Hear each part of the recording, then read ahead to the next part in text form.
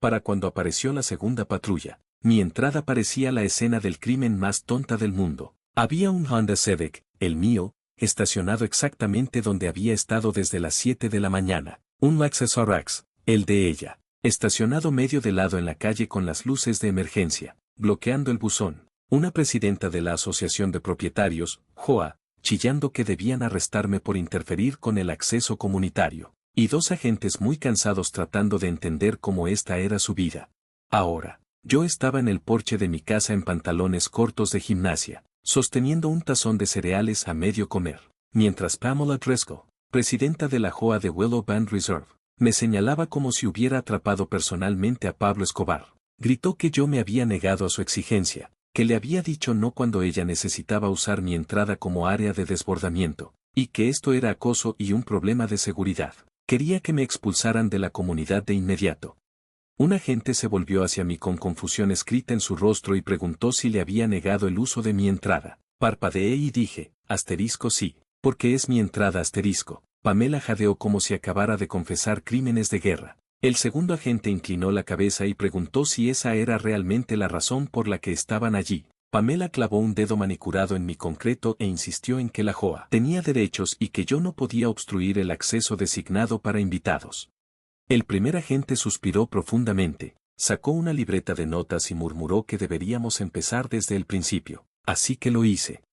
Me llamo Noah Fletcher y compré la casa adosada al final de Willow Bend Reserve por una razón, quería un pequeño trozo de tranquilidad. Soy un desarrollador de software de 34 años, trabajo horas extrañas. No organizo fiestas y no pongo música fuerte. Mi idea de salir de marcha es pedir 2 aperitivos en lugar de 1. Soy invisible a propósito. Willow Bend Reserve parecía perfecto con sus aceras limpias, pequeños patios cercados y callejones sin salida tranquilos. El tipo de lugar que los folletos de marketing describen como vida moderna y pacífica. Luego conocí al jefe final del control suburbano, Pamela Driscoll. Pamela tenía unos 50 y tantos. Con un bob rubio transformado en arma, un bronceado permanente y la clase de atletismo que claramente nunca vio una cinta de correr. Se presentó 3 minutos después de que terminé de descargar el camión de mudanza. Dijo que era Pamela, presidenta de la JOA, enlace comunitario y mi nueva mejor amiga si me importaban los valores de las propiedades. Me entregó un paquete de bienvenida que era más pesado que mi portátil. Dentro había 74 páginas de reglas, un mapa de especies de arbustos aprobados y una nota que decía que las áreas de entrada debían permanecer visualmente despejadas excepto para vehículos aprobados. No pensé mucho en esa última parte hasta que el vehículo aprobado que ella tenía en mente resultó ser el suyo. Comenzó como un favor, o al menos así lo enmarcó ella. La primera semana, Pamela llamó a mi puerta con una visera, gafas de sol y un aire de autoridad. Preguntó si solo tenía un coche mientras miraba dentro de mi garaje como si estuviera inspeccionando contrabando. Dije, sí, solo el Civic . Ella sonrió demasiado y explicó que iban a tener un brunch de liderazgo de la JOA ese domingo y que el estacionamiento de desbordamiento era muy complicado en su calle. Preguntó si me importaría que usaran mi entrada por unas horas. Solo miembros de la junta. Dudé y luego dije que preferiría no hacerlo, que realmente no conocía a nadie todavía y que quizás tendría que salir. La sonrisa se contrajo un poco. Repitió mis palabras con un tono cortante en su voz, cuestionando si realmente tendría que salir un domingo por la mañana. Dije, sí, que realmente no quería que la gente me bloqueara . Ella dijo, por supuesto, con una voz que se tensaba, y que volveríamos a hablar de esto. Pensé que ese era el final. De hecho, era el comienzo de mi misión secundaria de JOA hacia el infierno. La semana siguiente, apareció un recordatorio amistoso en mi buzón. Decía que ese asterisco alentaba a los residentes a apoyar las funciones comunitarias, incluyendo proporcionar acomodación razonable para estacionamiento de desbordamiento y que el comportamiento no cooperativo podría documentarse en mi archivo de residente. Estaba confundido sobre de qué archivo de residente hablaban. Le envié un correo diciendo que mi entrada era propiedad privada y que por favor no la asignaran a nadie. Ella respondió que, como presidenta de la JOA, ella era responsable de optimizar los activos comunitarios y que no debería ser difícil. 2 días después, me desperté y encontré un Lexus plateado estacionado justo en medio de mi entrada, bloqueando mi garaje, sin nota, sin llamar a la puerta, solo un vehículo ocupando mi concreto como si pagara la hipoteca. Llamé a la puerta de Pamela. Ella la abrió con la expresión de alguien interrumpiendo una reunión importante consigo misma. Dije, oye, estás bloqueando mi coche asterisco. Ella parpadeó y dijo, ese es el mío que estaban ensayando para el comité de planificación del evento social de primavera y que yo no estaba usando mi entrada de todos modos. Repetí que era mi entrada y que necesitaba que moviera su coche. Ella suspiró y dijo que yo era muy poco vecinal, que la Junta había discutido la utilización compartida de entradas en su última reunión. Dije que no era compartida. Ella respondió que yo era el único en la hilera sin invitados y que todos tenemos que sacrificarnos a veces. Llamé a una grúa. La grúa llegó en menos de 20 minutos. También llegó Pamela. Salió corriendo de su casa descalza, chillando que yo no podía remolcar un vehículo de la JOA. El conductor respondió con calma que el coche estaba registrado a su nombre, no a la JOA. Ella me siseó que estaba cometiendo un gran error y que esto iría a mi archivo. Aparentemente, todo lo demás también. En una semana, recibí 3 avisos de infracción, por visibilidad del bote de basura, aunque estaban detrás de mi valla, por cortinas de color no aprobado, aunque eran grises, y una advertencia sobre que mi planta en maceta era demasiado expresiva. Era obvio que Pamela había decidido que mi entrada era una colina por la que estaba dispuesta a morir. Simplemente no me di cuenta de que estaba dispuesta a arrastrar a la policía allí con ella. El enfrentamiento ocurrió un sábado por la tarde, porque claro que sí. Estaba en casa sin hacer absolutamente nada cuando mi timbre sonó 3 veces en rápida y furiosa sucesión. El golpe seco de la autoridad. Abrí la puerta y encontré a Pamela con los brazos cruzados y la visera puesta, flanqueada por 2 miembros de la Junta que parecían preferir estar en cualquier otro lugar. Señaló mi entrada y declaró que tenían un baby shower con 16 invitados y que necesitaban mi entrada ahora. En mi entrada estaba mi Civic, solo un coche estacionado en el centro como un humano normal y aburrido. Dije que podían usar el estacionamiento de visitantes y señalé calle abajo. Ella espetó que estaba lleno, que la gente ya se había estacionado a lo largo de la acera y que parecía descuidado. Dijo que necesitaban estacionamiento vertical ordenado y que mi entrada era la única solución lógica. Volví a decir que no. Algo se quebró detrás de sus ojos. Dijo en voz baja que yo parecía no entender que ella era la JOA, que ella aprobaba los proyectos exteriores de todos. Las quejas por ruido y las aprobaciones de exenciones . No era una amenaza, era un recordatorio de poder. Respondí que aún así no consentía y que no podía obligarme a dejarla estacionar en mi entrada. Su rostro se volvió frío. Dijo, está bien, pero cuando llegara la policía, yo podía explicarles por qué estaba obstruyendo el acceso comunitario. Antes de que pudiera responder, giró sobre sus tacones y se marchó furiosa, con su teléfono ya en la oreja. Miré por la ventana mientras ella caminaba de un lado a otro en su jardín con la voz elevada. No podía escuchar cada palabra, pero capté frases como negando acceso legal de la JOA, tono amenazante y bloqueando el acceso de emergencia para invitados con peligro potencial involucrado. 10 minutos después, una patrulla llegó al vecindario, luego otra. Pamela las recibió en el callejón sin salida como si saludara a invitados de honor, señalando agresivamente hacia mi casa. Presioné grabar en la aplicación de mi cámara de timbre y abrí la puerta principal mientras los agentes se acercaban. El primer agente dijo buenas tardes educadamente, pero claramente exhausto, explicando que habían recibido una llamada sobre una disputa por el uso de una entrada. Dije, sí, que yo era el dueño y ella la quería.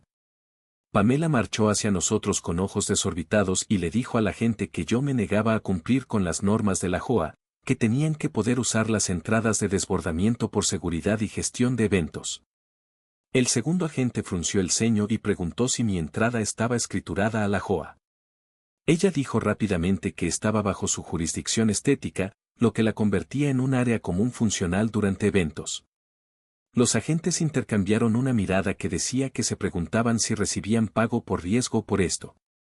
El primer agente preguntó si tenía papeleo que dijera eso. Ella dijo, por supuesto que sí. Lo que realmente tenía era una copia impresa de las normas de la JOA con algunas partes resaltadas y un párrafo que claramente había escrito y engrapado en la parte de atrás. El agente lo leyó y luego preguntó si este anexo estaba firmado por alguien además de ella. Ella lo miró fijamente y dijo que ella era la presidenta. Él se volvió hacia mí y preguntó si tenía mi escritura o documentos de cierre a mano. Agarré la carpeta de mi oficina. Elogió hasta encontrar el mapa catastral.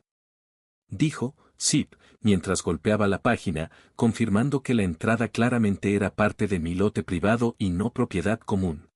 Pamela comenzó a entrar en pánico. Dijo que yo estaba interfiriendo con su acceso para invitados, que le había alzado la voz, que se sentía insegura y que quería presentar cargos por acoso. La actitud del segundo agente cambió inmediatamente. Preguntó si la había amenazado.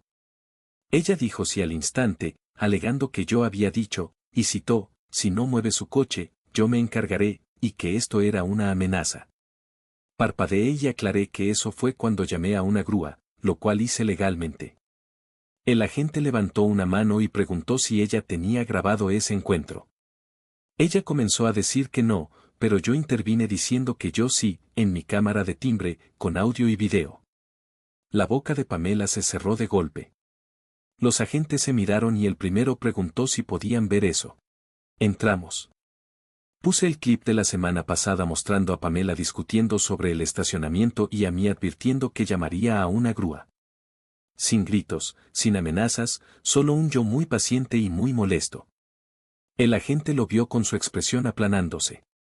Luego retrocedió a la vista en vivo. En la pantalla, desde la cámara del porche, vimos a Pamela caminando de un lado a otro en la calle hablando con los miembros de la junta, muy claramente. Ella dijo que les había dicho que diría que yo la había amenazado si no venían, y que funcionaba cada vez. El agente exhaló un largo suspiro controlado. Dijo en voz baja, esto es todo. Volvimos afuera. El ambiente había cambiado. El tono del primer agente pasó de neutral y educado a profesionalmente frío. Le dijo a Pamela que necesitaba hablar con ella junto a la acera. La llevó lejos de los miembros de la junta, que se cernían incómodamente. Me quedé en el porche con el segundo agente, que parecía querer jubilarse de inmediato. Desde donde estaba, no podía escuchar cada palabra, pero capté lo suficiente. Asterisco reporte falso. Asterisco uso indebido de servicios de emergencia. Asterisco asunto civil versus criminal. La voz de Pamela subió de tono mientras insistía en que ella era la autoridad aquí, que había dicho que yo la había amenazado y que esa era su percepción.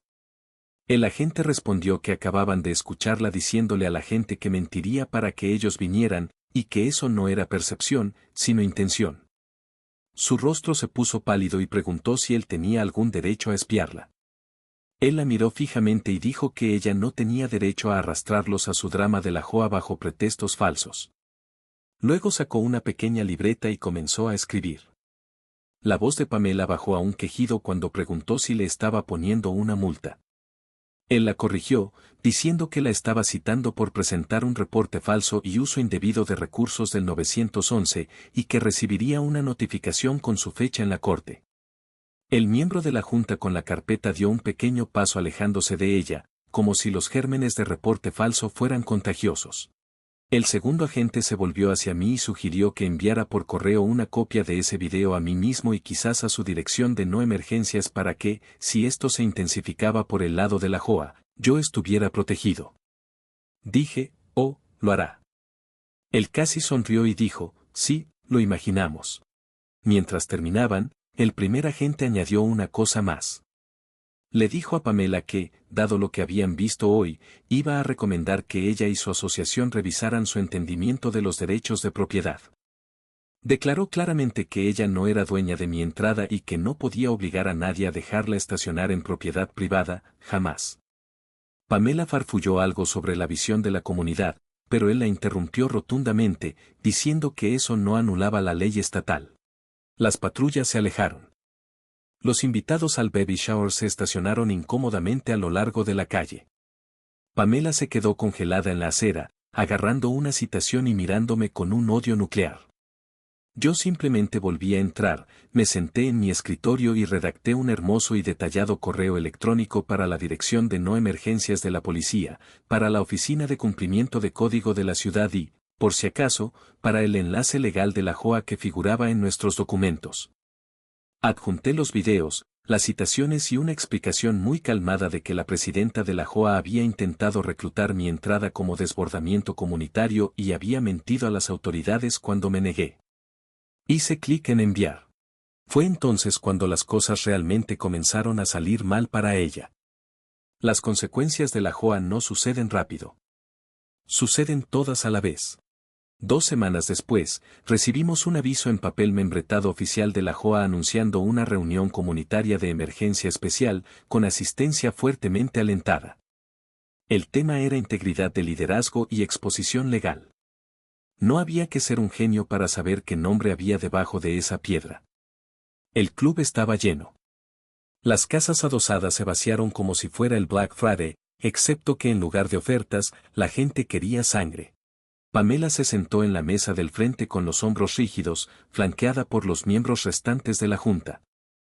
Al otro lado estaba alguien nuevo, una mujer con traje y un portafolio de cuero. La mujer se presentó al micrófono como Kelsey Moran, asesora legal de la empresa de gestión de la JOA de Willow Bend Reserve. Se podía sentir cómo cambiaba el aire. Kelsey continuó explicando que estaban allí debido a varios incidentes que involucraban a la presidenta de la JOA, la señorita Driscoll, y a un residente, el señor Fletcher. Todos se volvieron a mirarme. Hice un pequeño saludo que no me sentía preparado para hacer. Kelsey prosiguió diciendo que habían revisado imágenes de cámaras corporales, grabaciones de cámaras de timbre, registros de llamadas y las normas, y que los hallazgos eran preocupantes. Lo expuso sin rodeos. Pamela no tenía autoridad para tratar una entrada privada como un activo comunitario compartido. Me había acosado repetidamente con advertencias falsas de no cooperación. Había llamado al 911 y alegado falsamente que yo la había amenazado. La citación y el reporte policial documentaban que ella había admitido exagerar para que despacharan a los agentes. Luego vino el golpe final. Kelsey dijo que, además, habían descubierto que la señorita Driscoll había añadido unilateralmente una cláusula de utilización de entrada de desbordamiento a una copia impresa de las normas que distribuyó a algunos residentes. Esta cláusula nunca fue aprobada por la Junta, nunca se registró y era esencialmente fabricada. Un murmullo recorrió la sala. Pamela agarró el micrófono y dijo que estaba intentando crear soluciones, que la gente se quejaba del estacionamiento todo el tiempo y que no se negaba a cooperar. Kelsey recuperó el micrófono y declaró con firmeza que los intentos de resolver un problema de estacionamiento no excusaban falsificar documentos de gobernanza, usar mal los servicios de emergencia o tomar represalias contra un propietario por hacer valer sus derechos básicos de propiedad. Uno de los vecinos habló desde el fondo, preguntando si era cierto que ella les había dicho a las personas que serían documentadas como no conformes si no la apoyaban. Kelsey intercambió una mirada con la Junta y confirmó que tenían múltiples correos electrónicos y declaraciones que indicaban que ella había convertido en arma el concepto de un archivo de residente que no existe formalmente en su estructura *. La sala estalló con exclamaciones silenciosas de ¡guau e increíble! Finalmente, Kelsey tomó aire y dijo que, según la recomendación de la empresa de gestión y debido a la exposición legal, se había aconsejado a la Junta que destituyera a la señorita Driscoll del cargo de presidenta de la JOA con efecto inmediato. Pamela se rió con un tono agudo y quebradizo, diciendo que no podían hacer eso, que ella era la JOA, que ella había construido esta comunidad. Un miembro de la Junta deslizó silenciosamente un papel frente a ella y dijo que ya habían votado 4-0 y que ella estaba fuera. El silencio cayó sobre la sala. Luego, para ponerle un bonito lazo brillante, Kelsey agregó que la señorita Driscoll no sería reembolsada por su multa personal ni por ningún costo judicial asociado. Esos eran su responsabilidad individual, no gastos de la JOA e intentar facturar a la asociación por ellos constituiría mal uso de fondos. Se podía prácticamente escuchar el aplauso en el alma de los vecinos. Pamela se puso de pie tan rápido que su silla se volcó. Espetó que esto era una cacería de brujas solo porque un hombre se negaba a compartir su entrada. Una voz desde el fondo gritó, es su entrada, Otro agregó, deja de decir, nuestra entrada, Ella salió furiosa del club, con su visora torcida, dejando atrás su lujoso archivador y una sala en silencio. Kelsey se volvió hacia mí y dijo que, en nombre de la empresa de gestión, se disculpaba por cómo se había manejado esto y que yo tenía toda la razón al negarme. La citación por reporte falso resultó en una multa de $500 más costos judiciales que totalizaron otros $250. La cara de Pamela cuando el juez leyó la cantidad total de 750 pesos fue una mezcla de shock y rabia. Abrió la boca para discutir, pero el juez la interrumpió, diciendo que las imágenes de la cámara corporal y la grabación del timbre hacían el caso cristalino. Ella había presentado a sabiendas un reporte policial falso y había malgastado recursos públicos. El juez añadió que si alguna vez volvía a hacer algo así, las consecuencias serían mucho más severas que una multa. Pamela se quedó congelada en su asiento mientras caía el martillo, sus manos temblorosas mientras aferraba su bolso, mirando al frente con total incredulidad.